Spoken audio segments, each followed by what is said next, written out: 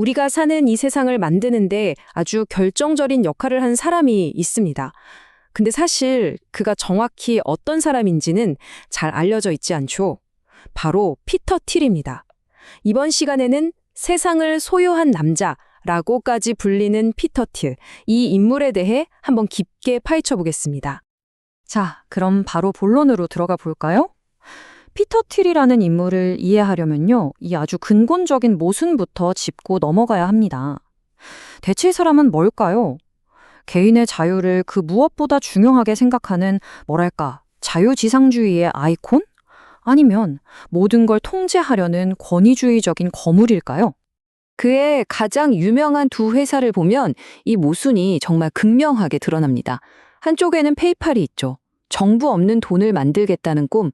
근데 다른 한쪽은 펠런티어가 있습니다. 비밀 없는 정부를 만들겠다는 거죠. 아니, 어떻게 한 사람이 이렇게 완전히 180도 다른 생각을 가진 두 회사를 만들 수가 있었을까요? 이 질문에 대한 답을 찾으려면 시간을 좀 거슬러 올라가야 합니다. 그의 초기 시절, 그러니까 자유지상주의라는 거대한 꿈을 차곡차곡 쌓아올리던 바로 그 시절로 말이죠. 피터 틸의 배경은 좀 독특합니다. 서독에서 태어나서 인종차별 정착이 있던 남아프리카 공화국으로 이사를 갔고요. 심지어 나치 독일의 유산을 기리는 걸로 알려진 도시에서 자랐다고 해요. 그리고 스탠퍼드에 가서는 다들 예상하는 컴퓨터 과학이 아니라 철학을 전공했죠.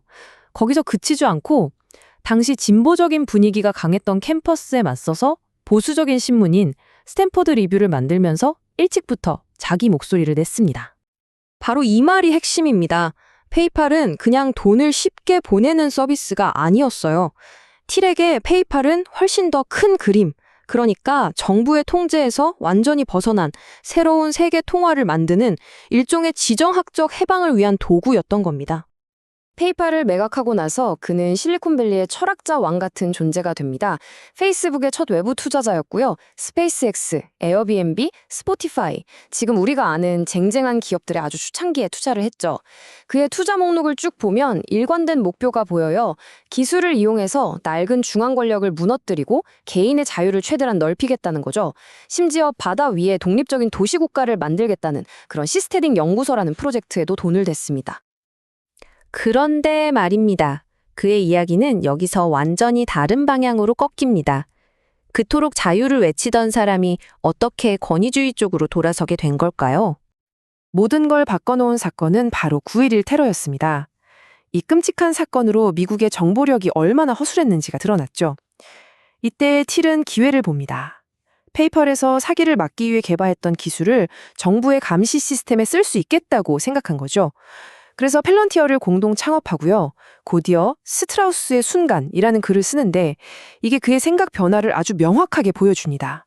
국가적인 위기 상황에서는 민주주의 같은 기존의 규칙을 잠시 접어두고 새로운 질서를 만들어야 한다는 주장이었거든요. 그럼 펠런티어는 도대체 뭐 하는 회사일까요? 쉽게 말해 여기저기 흩어져 있는 엄청난 양의 데이터를 한데 모아서 의미 있는 정보를 뽑아내는 데이터 분석 회사입니다. 주요 고객이 누구냐면요. CIA, NSA, FBI 같은 미국의 핵심 정보기관들이에요. 이 기관들이 펠런티어 기술로 용의자를 추적하고 범죄를 예측하고 감시망을 더 촘촘하게 만들고 있죠. 정보 없는 돈을 꿈꿨던 사람이 만든 회사치고는 정말 정반대의 길을 가고 있는 거죠. 그리고 2009년 틸은 이 한 문장으로 자신의 변화를 세상에 공식적으로 선언합니다. 나는 더 이상 자유와 민주주의가 양립할 수 있다고 믿지 않는다. 그에게 민주주의는 이제 성장을 가로막는 자본주의의 걸림돌이 되어버린 겁니다. 자, 이제 틸은 단순히 기술에 영향을 주는 걸 넘어서요. 직접 정치 권력을 만들어내는 킹메이커의 길로 들어섭니다. 2016년 대선 때였죠. 실리콘밸리의 거의 모든 거물들이 트럼프를 외면할 때 피터 틸은 거의 유일하게 공개적으로 트럼프를 지지했습니다. 틸의 눈에 트럼프는 이 망가진 정치 시스템을 부숴버릴 수 있는 아주 효과적인 도구였던 거죠.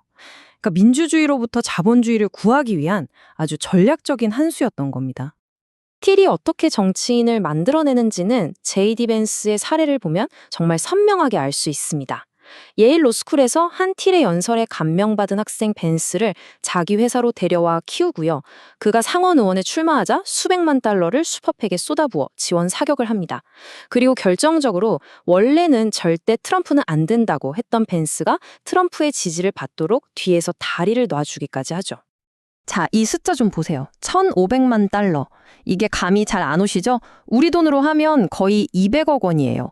이게 무슨 돈이냐면 피터 틸이 JT 벤스 한 명을 밀어주려고 슈퍼팩에 쓴 돈입니다.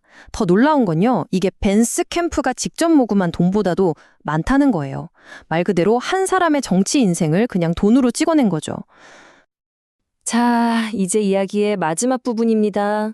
자료에 따르면 틸은 이제 훨씬 더 극단적인 세계관을 품게 되었다고 하는데요. 과연 그는 세상을 파괴하려는 적그리스도일까요? 아니면 구원자일까요? 틸이 요즘 푹 빠져 있다고 알려진 어두운 계몽주의라는 사상이 있습니다.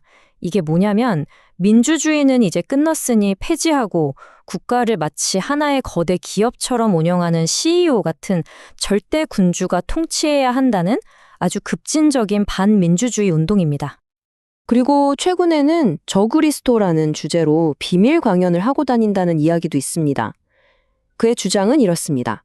기후변화나 AI 같은 전지구적 위협을 빌미로 세계 단일 정부를 세우려는 적그리스도 같은 세력이 나타날 거다. 그리고 이들이 기술 발전과 자본주의의 발목을 잡을 거라는 거죠.